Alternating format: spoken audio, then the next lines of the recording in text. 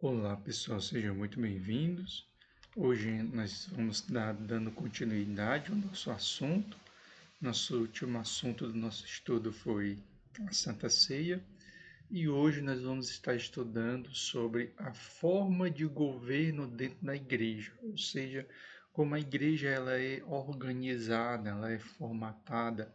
Claro que de uma denominação para outra pode haver algumas mudanças, mas, biblicamente, eu vou trazer para vocês a forma de governo que nós adotamos na Assembleia de Deus, certo? Então, como nós sempre começamos, né? Nós cremos, né? Ou seja, nós depositamos a nossa fé, nós professamos, né? Ou seja, nós temos como padrão de vivência, né? No nosso dia a dia, e ensinamos que existe uma hierarquia no céu e na terra e também na igreja, certo? Se existe uma hierarquia no céu, né, onde você tem lá Deus, querubins, serafins, né, os anjos, certo? Assim como também na terra, né, nós temos as formas de governo terreno, a igreja também possui uma forma de governo, uma forma de administração. Não significa dizer que espiritualmente essas pessoas têm um valor maior, né? Por quê? O que as pessoas pensam?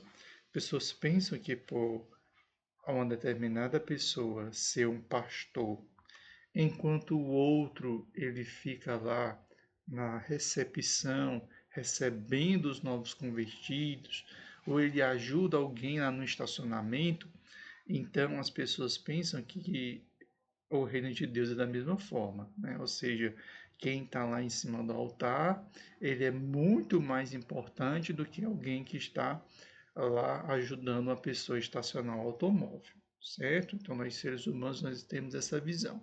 No reino de Deus não é assim.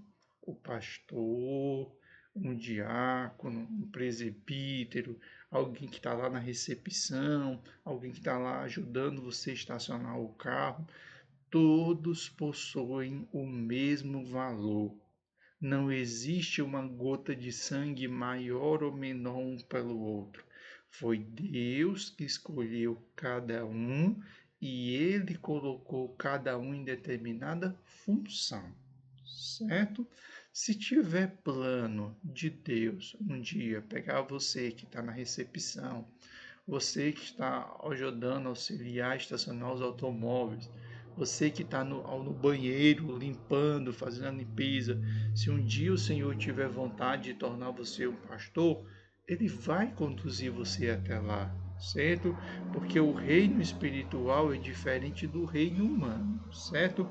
Então isso é muito importante. Por quê? Muitos irmãos eles aceitam a Jesus e pensam assim: ah, meu Deus, se acontecesse alguma coisa com o pastor, se acontecesse alguma coisa com o diácono, se acontecesse alguma coisa com o presbítero, todo mundo ia sentir falta dele. Agora eu que fico aqui na recepção, recebendo as pessoas, se eu não vim mais, ninguém vai sentir a minha falta, porque eu não sou importante. Quem é importante são os outros. Não, querido. Você é tão importante quanto todos os outros. Apenas o Senhor colocou cada um em determinada função. O Senhor colocou. Então, se você está lá ajudando as pessoas a estacionar os carros, faça isso para glorificar o nome de Deus. Se você foi colocado para estar lá recebendo o quilo do alimento, amém, que bênção.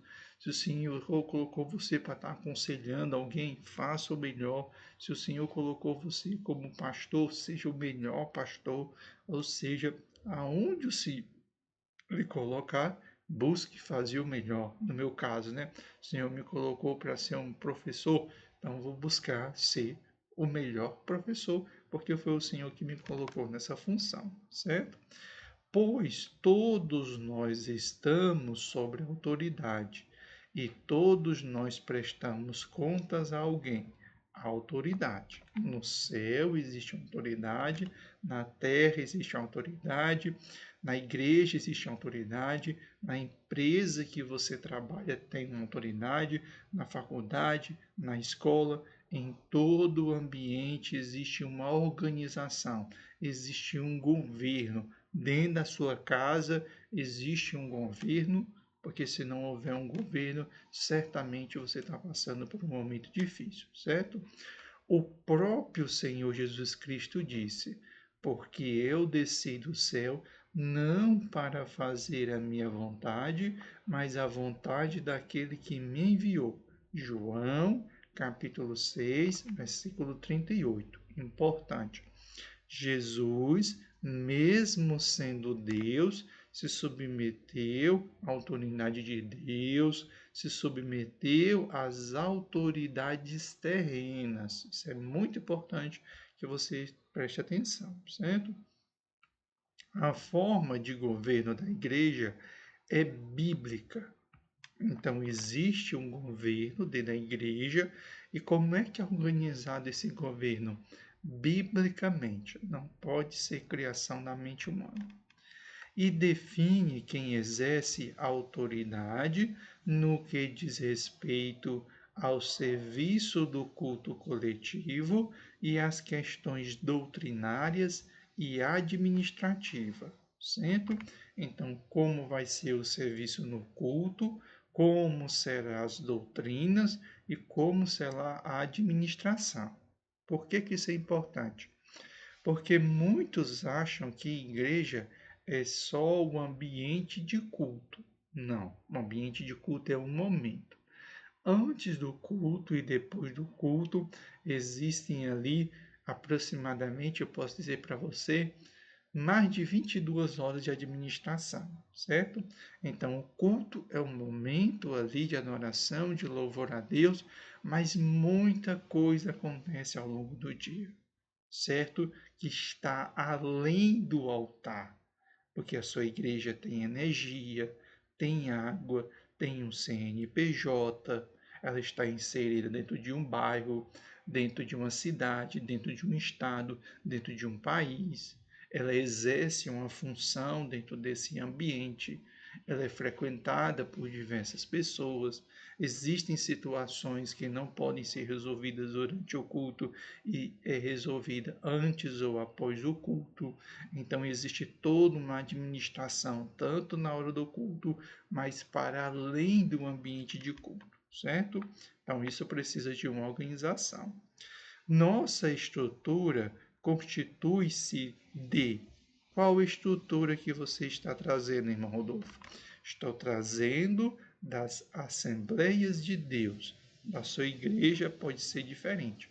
A Assembleia de Deus é porque eu convivo, eu compartilho, mas a sua denominação talvez seja diferente, certo? Pastores, evangelistas, presbíteros, diáconos e cooperadores.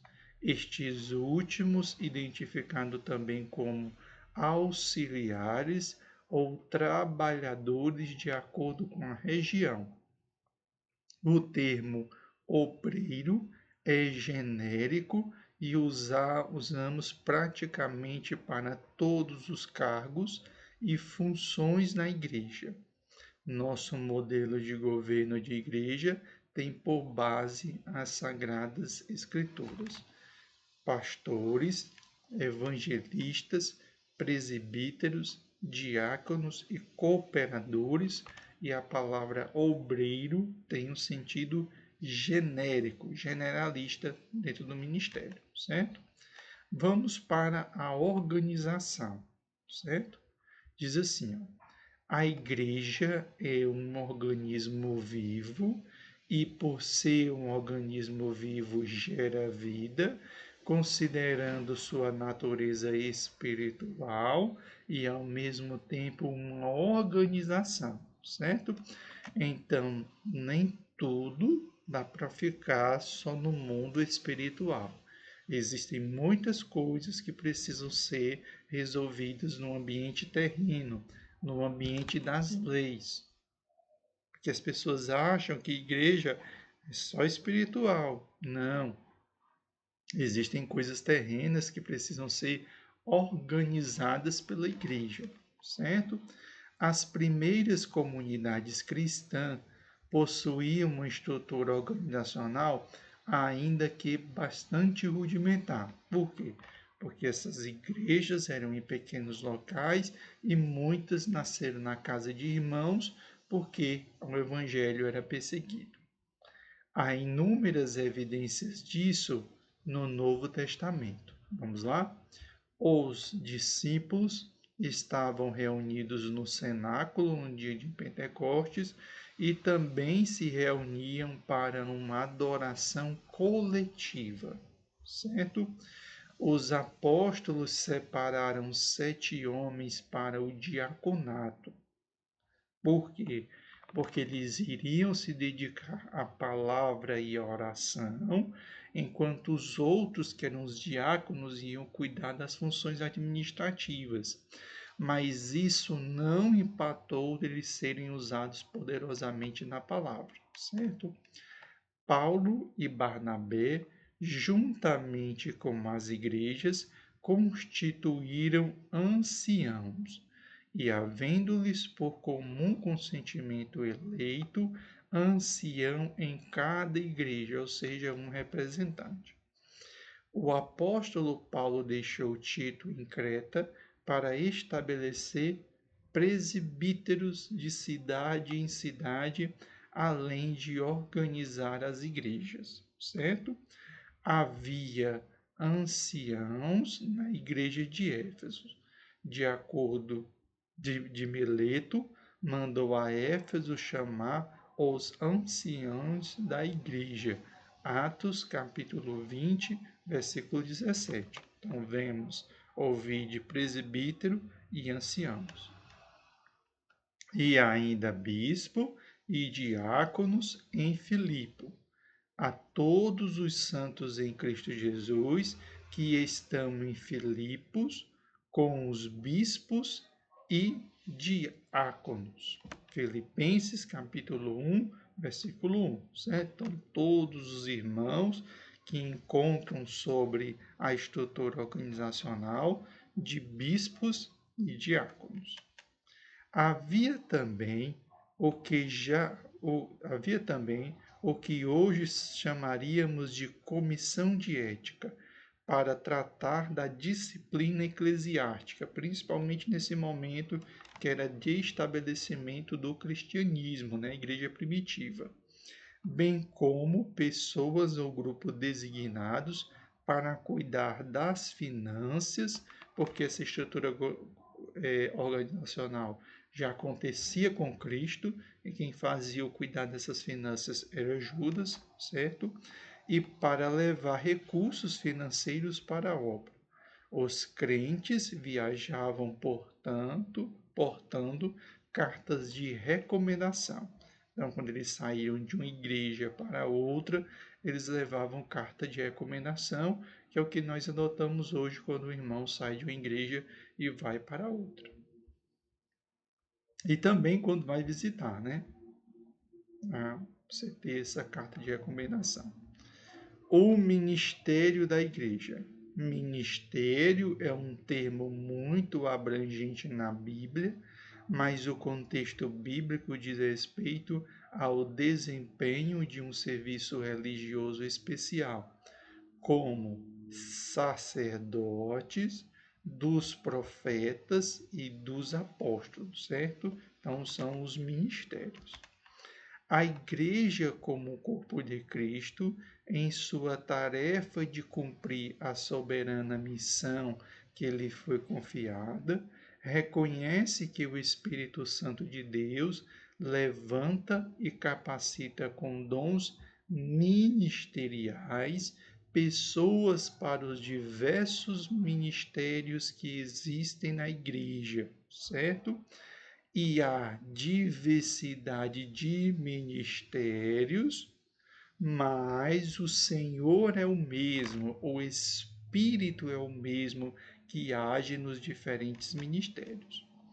O Senhor Jesus prepara e capacita os seus escolhidos. Por isso que os discípulos oravam e pediam sabedoria a Deus antes de escolher. Para a obra do ministério, para a edificação do corpo de Cristo, que é a igreja. Efésios capítulo 4, versículo 12. Todos os que cooperam na igreja são servos, certo? Porque por exercerem ministérios diferentes, alguns começam a pensar que são superior aos outros. E não é assim no reino de Deus, certo? São diferentes ministérios, o Espírito é o mesmo, e como diz a Bíblia, quem quiser ser grande no reino de Deus, se faça o menor, cujo propósito é servir a Deus e ao seu povo para aperfeiçoamento e edificação dos santos. Enquanto na estrutura governamental humana você vai criar uma estrutura de governo para que as pessoas venham a servir você, no reino de Deus é diferente, né? Os ministérios, a organização tem como objetivo você servir aos outros e não ser servido, certo? Muito cuidado, você que está na igreja utilizando os ministérios para ser servido. Isso é um erro que muitos cometem. Isso é um modelo de governança terreno. No modelo de governança celestial, dentro da igreja, você não tem uma função organizacional para ser servido pelos outros. Pelo contrário, é para você servir aos outros. E se você quiser ser o maior no reino de Deus, você precisa ser o menor, ou seja, você tem que servir ainda mais. Então vamos lá para pastores e evangelistas, né? Durante a igreja você ouve muito sobre a presença de pastores e evangelistas. Nós vamos trazer uma visão de quais são as funções que eles exercem dentro da igreja. Esses são geralmente identificados como ministros do evangelho em nossas igrejas e nas convenções, certo? São considerados ministros do Evangelho, pastores e evangelistas, certo? O pastor é alguém consagrado para exercer a função de apacentador do rebanho de Deus. Apacentar, o que é que ele tem que fazer um pastor? Ele tem que alimentar com uma palavra, cuidar, proteger o rebanho, certo? É a função. Apacentar, cuidar das ovelhas, cuidar dos membros do corpo de Cristo. São ordenados para esse ministério pessoas com reconhecido chamado de Deus e verdadeira capacidade bíblica, ou seja, não pode ser neófito e você precisa ser chancelado por alguém. Você não pode dizer, eu sou pastor. Não, tem que ser chancelado por alguém, sendo comprovada publicamente, ou seja, o público chancelar o seu chamado e uma vida de dedicação e compromisso com a obra de Deus, certo? Então você tem que ser chancelado pelas autoridades da igreja, chancelado pela própria igreja. A igreja tem que enxergar em você esta figura. Entendemos e cremos que o pastor é o anjo da igreja. Apocalipse, capítulo 2, a quem o Senhor Jesus Cristo delegou a autoridade espiritual. A autoridade espiritual é conferida ao pastor. Então, muitas vezes você, como membro, acontece do pastor fazer algo que você vai discordar, que você gostaria de fazer diferente, que você pensa que ele deveria fazer diferente. Pode ficar nesse pensamento, certo? Mas você não pode ir contra o seu pastor, porque ele é autoridade espiritual. Quem colocou ali ele naquela posição foi Deus que conferiu essa autoridade espiritual a ele. Lembre, saindo um pouquinho do contexto, lembre que várias vezes Davi teve a oportunidade de matar Saul. Saul já havia sido rejeitado por Deus, porque ele ofereceu sacrifício sem a autorização de Deus, mas mesmo assim, Davi ficou ali na brecha, ficou ali tranquilo, esperando que o Senhor pudesse intervir naquela situação, porque ele disse que jamais tocaria no ungido de Deus. Olha, Davi, certo? Embora seja comum haver muitos pastores numa mesma igreja, apenas um deles é o que preside, certo? Então, em uma igreja existem muitos pastores, mas um desses pastores precisa presidir sobre os outros. Porque se cada pastor for presidir, essa igreja não consegue caminhar, certo? Pastores e evangelistas são indicados por ministérios locais em convenções e ordenados perante a igreja, certo? Então, no Assembleia de Deus, esses nomes são apresentados, ou seja, são indicados pelos ministérios locais, que eles passam por uma avaliação, né, de como que é submetido às convenções e depois ordenado. O pastor presidente, né? O pastor presidente é geralmente indicado por seu antecessor, mas há também eleição por aclamação ou por voto secreto. Tudo depende das normas estatutárias de cada igreja, pois sua autoridade espiritual e administrativa é interna, no âmbito da igreja. O papel das convenções é promover a moderação, a paz, a harmonia, a união e o intercâmbio entre as igrejas, bem como zelar pela observância da doutrina bíblica e incentivar a pregação do Evangelho. Os pastores auxiliares e os evangelistas vão cooperar com o pastor presidente nas igrejas e congregações. Os evangelistas são homens separados para o exercício de um importante ministério na área do crescimento da igreja como proclamadores da boa nova, ou seja, são aqueles que saem para anunciar o evangelho, né? São aqueles que estão em campo anunciando, pregando o evangelho, estão ali no suporte, no auxílio ao pastor presidente, certo? Então, pastores e evangelistas. Vamos para a próxima figura dentro da igreja, são os presbíteros, certo? Os termos ancião, presbítero e bispo são sinônimos no Novo Testamento. Então, pode ser um ancião, um presbítero e um bispo são sinônimos no Novo Testamento. Até mesmo os apóstolos apresentavam-se às vezes como presbítero, como ocorreu com Pedro e como ocorreu com João, certo? Então não existe nada de inferioridade em ser um ancião, um presbítero e um bispo. É nossa estrutura de governo, presbítero e diáconos são cargos locais, lá da igreja local. Eles são consagrados ou separados nas igrejas locais. Os presbíteros são auxiliares dos pastores, eles constituem o corpo auxiliar no governo da igreja sobre a presidência de um pastor. Eles vão estar atuando ali na toda a organização relacionada à igreja. Observamos os requisitos bíblicos para o exercício desse importante cargo eclesiástico, certo? Então, para ser ancião, presbítero e bispo, quais são as características que ele precisa ter? Olha como são sérias.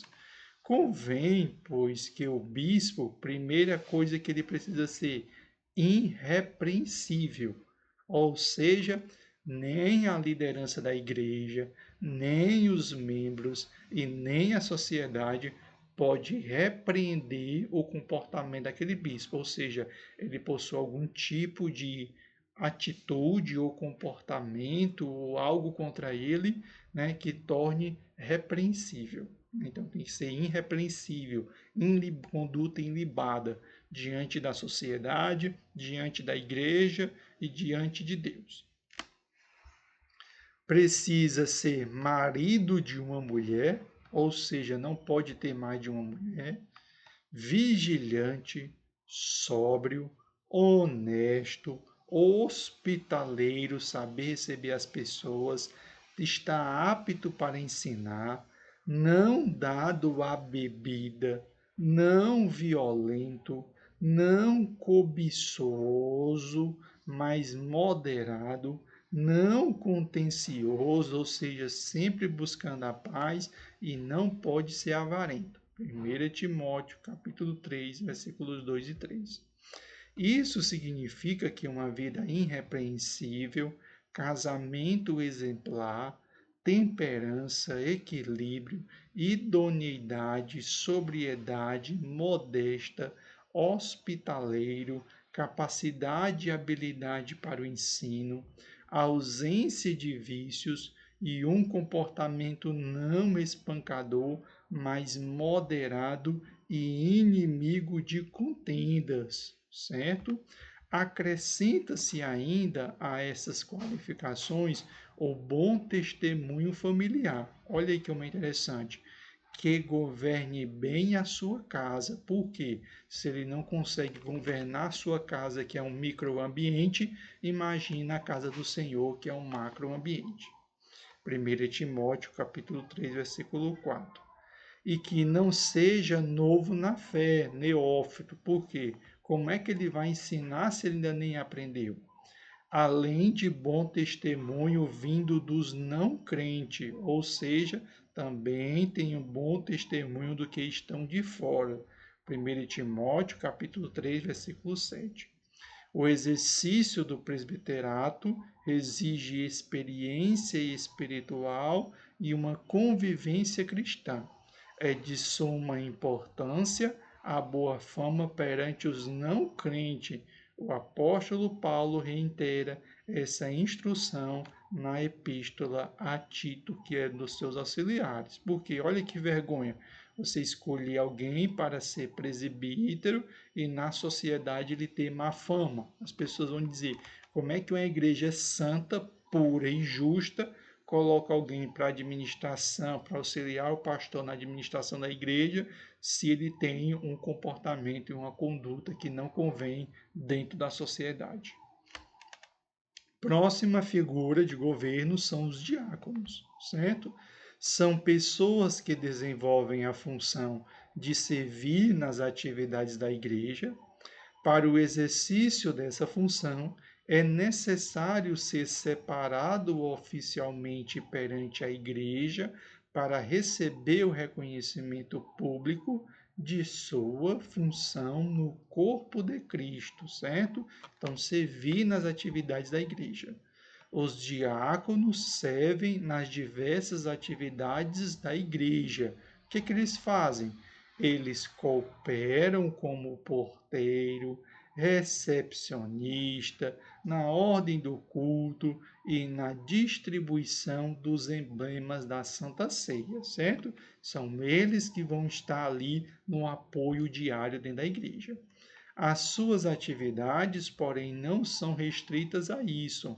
Eles também cooperam como professores, superintendente ou dirigentes de escola dominical, líderes de jovens e adolescentes, atuando também em diversos outros trabalhos na igreja, desde que autorizado pelos seus superiores, como diz assim, ó, são varões de boa reputação, cheio do Espírito Santo e de sabedoria. Atos capítulo 6, versículo 3.